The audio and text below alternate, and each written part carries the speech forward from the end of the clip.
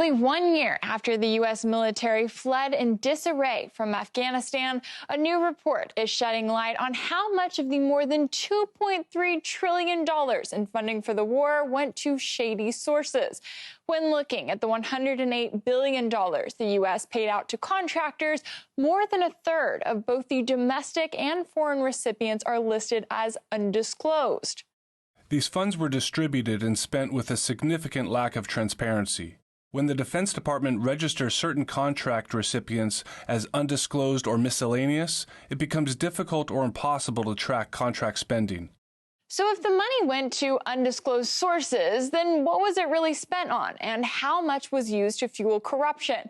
Such questions appear to be nothing new for the ravaged country that was occupied by the U.S. for nearly 2 decades. Whether it was the Afghanistan papers, which were published by the Washington Post and then quickly forgotten about in the mainstream media, or the annual Special Inspector General reports, which have shown misconduct and missing funds year after year. This latest revelation is just another reminder of the clear problems with contract spending by the U.S.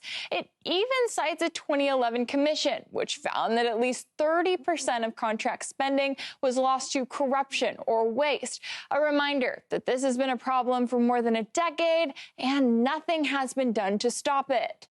A subcontractor of Lockheed Martin submitted fraudulent invoices that resulted in overbilling the Department of Defense millions of dollars. Other examples include incomplete and shoddy construction of school buildings, warehouses, and other facilities.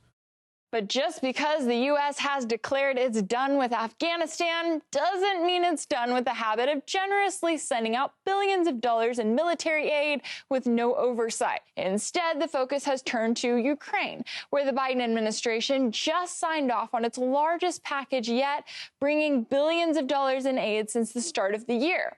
Oh, and the few members of Congress who have attempted to fight for any kind of transparency when it comes to how the money is spent have been quickly shut down by the majority. I've been in Ukraine twice now, and I haven't seen evidence of a lot of this humanitarian assistance. There's no accountability. Like, we lost, what is it, $80 billion worth of equipment we left behind in Afghanistan. Lord knows where this stuff is going to end up. If you want Congress to continue to approve tens of billions of dollars, you need to show us how you are making sure that that money is spent responsibly. I mean, we don't get an accounting of where the money is going. So whether it's the U.S. government shrugging their shoulders as yet another report suggests rampant corruption and money laundering in Afghanistan, or fighting back against the possibility of such a report to exist when it comes to spending in Ukraine, their actions and resistance against any form of accountability remain equally consistent and unpunished.